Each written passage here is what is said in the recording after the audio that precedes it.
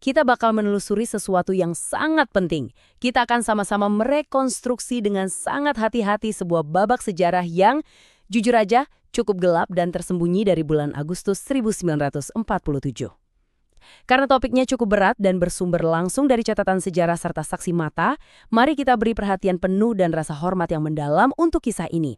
Apa yang sebenarnya terjadi di alun-alun Pamekasan pada tanggal 16 Agustus 1947? Ini bukan sekedar pertanyaan teks buku sejarah ya. Ini semacam pintu masuk buat kita melihat tragedi kemanusiaan yang ironisnya nyaris terhapus sama sekali oleh waktu. Kalau kita bicara soal Pamekasan yang ada di Pulau Madura, ada satu kontras yang sangat mengejutkan antara masa lalu dan masa kini. Bayangin aja kalian lagi berdiri di satu titik di mana puluhan tahun lalu pernah terjadi konfrontasi yang sangat mematikan antara pasukan marinir Belanda dan pejuang kemerdekaan kita. Tapi kalau kalian pergi ke sana hari ini, tepatnya di depan Masjid Syuhada, suasananya damai banget.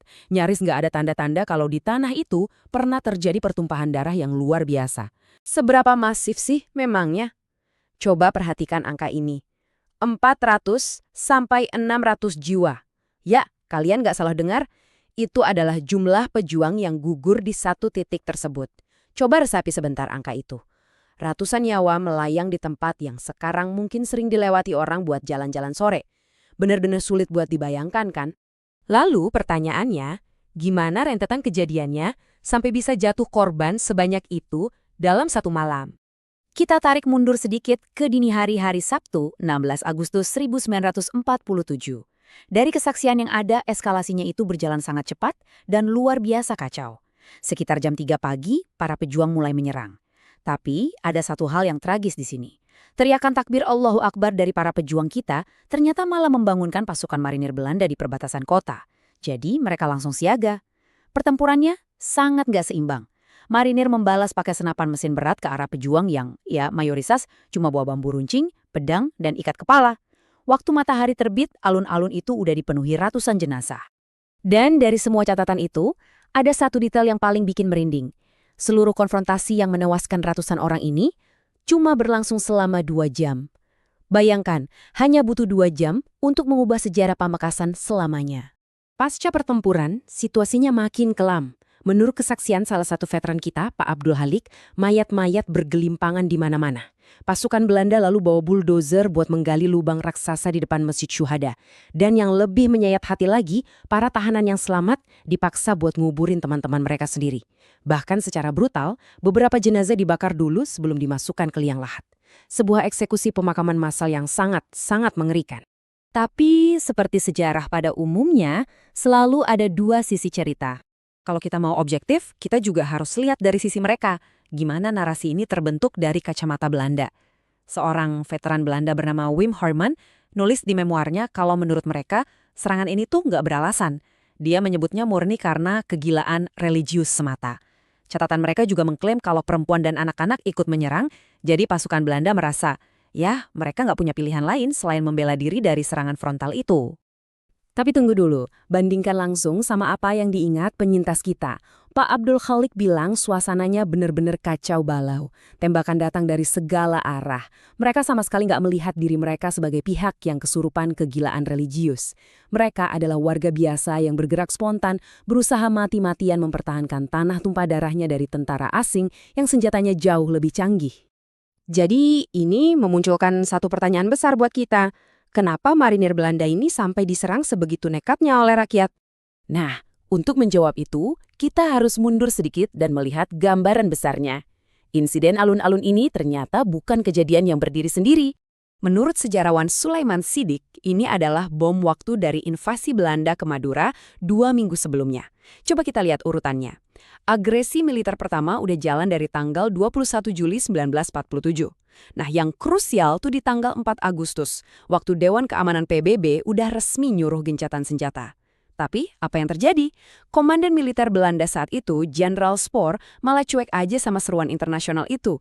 Dia tetap perintahkan pendaratan militer besar-besaran di Madura. Pertanyaannya, ada apa di Madura sampai PBB pun diabaikan?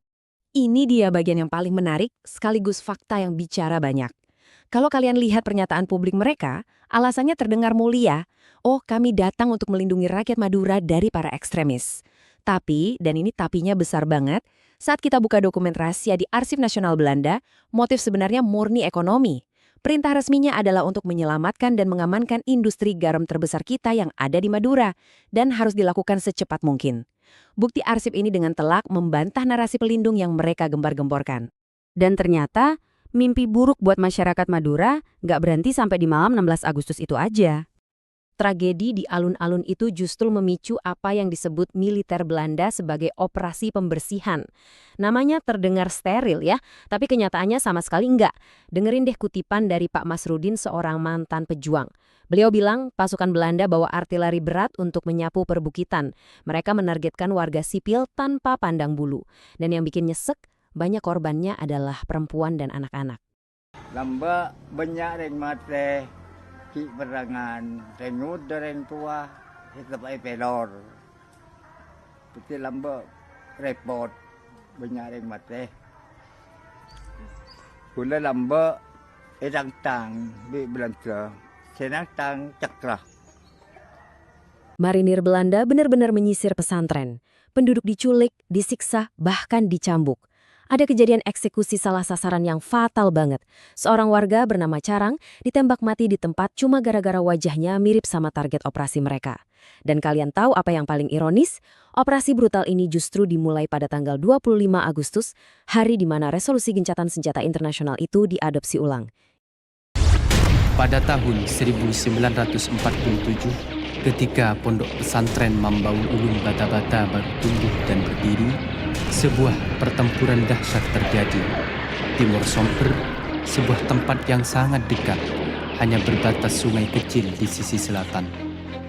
Bata-Bata sebagai medan pertempuran, yang notabene adalah markas Laskar Sabilillah, dan Raden Kiai Haji Abdul Hamid Bakir bertindak sebagai Panglima Pasukan Sabilillah Divisi Jawa Timur.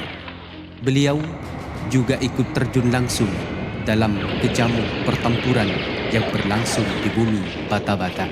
Nah, dengan semua kengerian itu, coba kita cek gimana peristiwa ini diabadikan sama pelakunya. Disinilah kita menemukan semacam lubang hitam dalam sejarah. Realitas di lapangan jelas, 400-600 nyawa melayang, dikubur massal, pakai bulldozer, perbukitan dibombardir artileri. Tapi pas kita lihat catatan intelijen Belanda atau NFIS, mereka cuma nulis ini sebagai tembakan-tembakan kecil ke arah pos atau sekedar perlawanan lokal. Nggak ada satu kata pun soal ratusan mayat yang bergelimpangan di alun-alun. Dihapus begitu aja. Pakar sejarah lisan, Dr. Steph Scaliola, membongkar bahaya dari manipulasi ini. Beliau menyebutnya sebagai kekosongan total persepsi. Bayangin aja, kalau kita cuma bergantung sama arsip resmi pemerintah kolonial, kita bakal ditipu mentah-mentah. Kita bisa mengira kalau penderitaan orang Indonesia waktu itu, yang nggak buruk-buruk amat lah, atau bahkan parahnya, nganggep pembantaian itu nggak pernah terjadi. Ini bukti betapa menakutkannya saat sebuah catatan di atas meja bisa menghapus sebuah tragedi berdarah. Jadi, untuk menutup pembahasan kita hari ini, saya mau meninggalkan kalian dengan satu pertanyaan buat direnungkan. Kalau arsip resmi aja bisa menutupi sebuah pembantaian masif, gimana caranya kita memastikan suara dan sejarah para korban ini nggak ikut terkubur di bawah tanah alun-alun itu? Ini adalah pelajaran penting buat kita semua. Sejarah itu hidup bukan cuma dari tumpukan kertas, tapi dari ingatan, dari cerita yang diwariskan, dan dari keberanian kita untuk menggali arus bawah sejarah yang selama ini sengaja dibungkam.